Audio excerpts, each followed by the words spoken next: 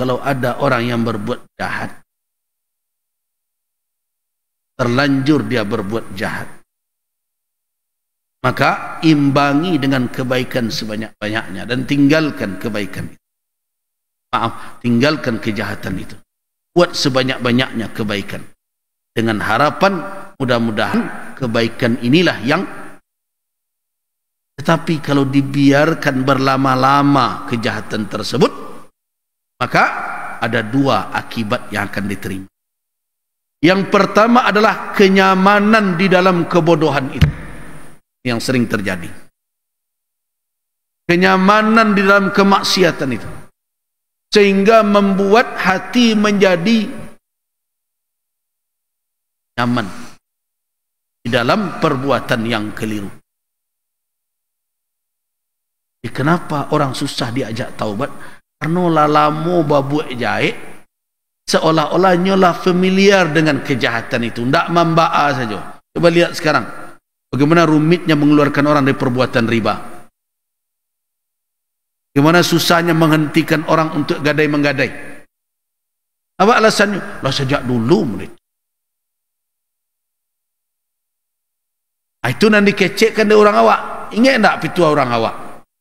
Allah besok dek biasa. Tak hilang gali dek galiti. Ketika orang berbuat maksiat terus, tidak segera bertaubat, ta'awwad alaiha, dia menjadi terbiasa dan nyaman saja berada di atas kemaksiatan, sehingga dia tidak pernah lagi merasa bersalah. Kalau tahu ada, dia diperingatkan oleh hati kecilnya, diredamnya itu. Kenapa? Biasa. Jadi karena itu jangan berlama-lama di dalam kemaksiatan. Kalau ada perbuatan jahat yang dilakukan dengan kebodohan, karena kebodohan, segera bertaubat. Itu maka dikatakan oleh Allah, "Tsumma yatubuna min qarib." Kemudian mereka bertaubat dalam waktu dekat. Sebab kalau terlalu lama dalam maksiat, apa akibat yang pertama? Kenyamanan dalam kemaksiatan. Itu berbahaya. Yang kedua apa? Akibatnya adalah rusaknya amal kebaikan karenanya. Ada dua akibat.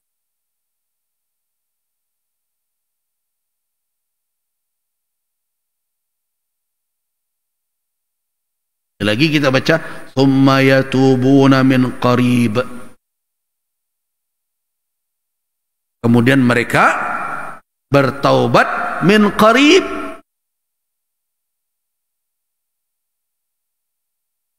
dalam waktu yang dekat. Ada yang mengatakan makna min qarib itu fi sihhatihi, dalam sehatnya, jadi nanti sakit baru taubat. Ada yang mengatakan fi hayatihi qabla al-maut, dalam hidupnya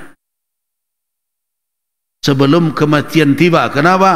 Karena ada peringatan, sebagaimana diriwayatkan al-Imam At-Tirmidzi rahimahullah dan juga Imam Ahmad ibn Hanbal rahimahullah dari Abdullah ibn Umar, "Innallaha yaqbalu taubatal 'abdi ma lam yugharghir." Itu tak qarib, itulah jauh tu, tak bisa dijangkau oleh itu.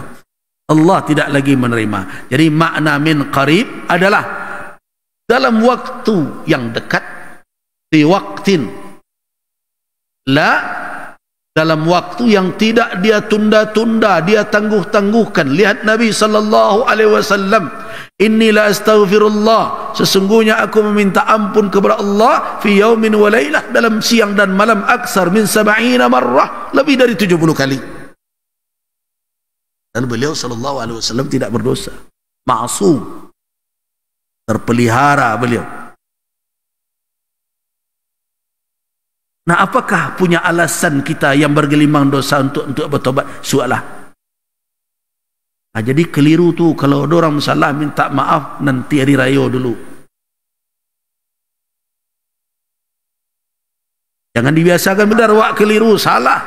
Ada hak saudara kita yang kita ambil, Di dalam hadis Nabi sallallahu alaihi wasallam, segera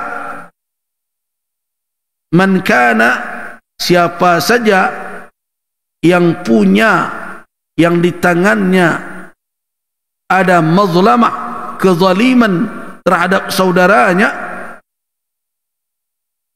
lepaskan dirinya dari kezaliman itu dengan cara bisa harus dia kembalikan, dia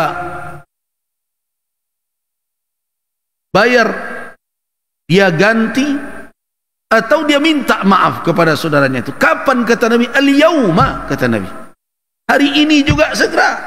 Nah, ada Nabi mengatakan minta, belum tiba waktunya. Tidak ada alasan menunda meminta kerelaan orang yang dizalimi. Ingat, orang yang mazlum tidak ada batas antara dia dengan Allah Subhanahu wa taala. Kalau dia kadukan kepada Allah Subhanahu wa taala, berbahaya.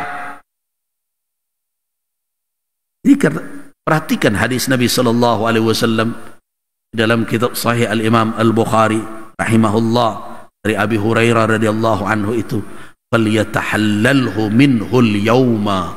Jadi siapa saja yang ada berbuat zalim terhadap saudaranya, baik kehormatannya yang kita rusak, kita fitnah dia, yang tidak dilakukannya kemudian kita ada-adakan, kita buat buhatanan, cerita bohong tentang dia yang merendahkan derajatnya dengan tujuan ingin menjatuhkannya, itu zulm, itu kezaliman. Atau mungkin haknya yang kita ambil. Nah, kapan disuruh oleh Nabi untuk kita meminta kehalalan itu, menyelesaikan masalah itu, supaya jangan terikat dengan kezaliman. Jadi sepertinya Nabi mengatakan zulmun, kezaliman itu mazlamatun, mengikat seseorang. Nah, kapan dia bisa melepaskan itu? Nunggu hari raya kah? Tidak, sekarang. Karena itu kan Nabi sekarang, qabla an la yakuna dinarun wala dirham. Ingat, maut tidak ada yang tahu kapan datangnya. Kalau kematian sudah tiba, penyelesaian nanti di akhirat. Ketika di akhirat diselesaikan, ketika itu la yakuna, tidak ada lagi dinar, tidak ada uang untuk membayar kezaliman itu. Wala dirham, tidak ada dirham. Apa akibatnya nanti? In kana lahu amalun salih ukhidha minhu biqadri mazlimati. Kalau ada amal salehnya, diambillah pahala amalnya itu sesuai dengan kezaliman yang dia lakukan, yang belum tuntas di dunia itu. Wa illam takun lahu hasanat, kalau seandainya tidak ada kebaikan yang dilakukan orang yang berbuat zalim, bagaimana caranya?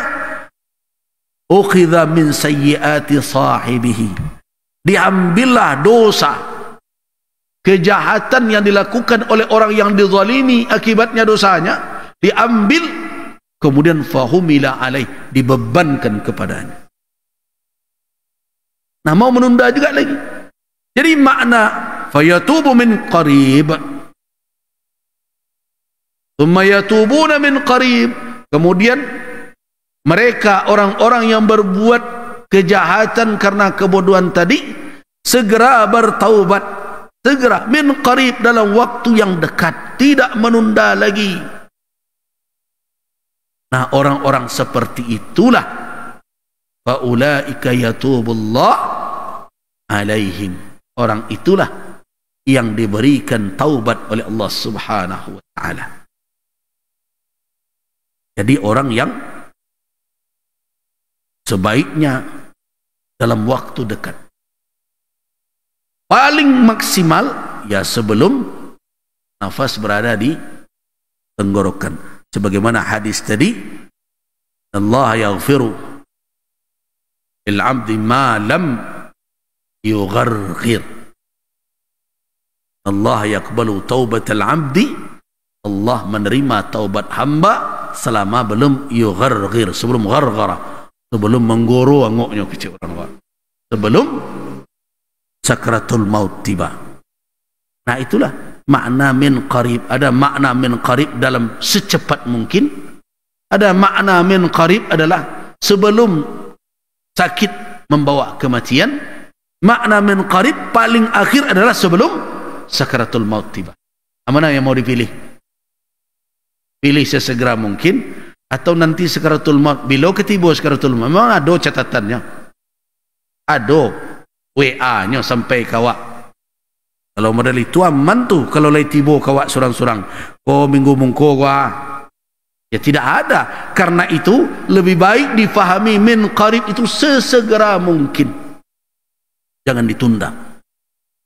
Nah, orang yang mau bertaubat seperti itu, fa ulaika yatubullah alaihim, Allah memberikan taubat kepada mereka. Wa kana Allahu aliman hakim, Allah maha mengetahui apa yang mereka lakukan. Allah maha tahu dengan segala kelemahan kita. Allah maha tahu dengan segala kekurangan kita. Allah maha tahu dengan kebodohan kita.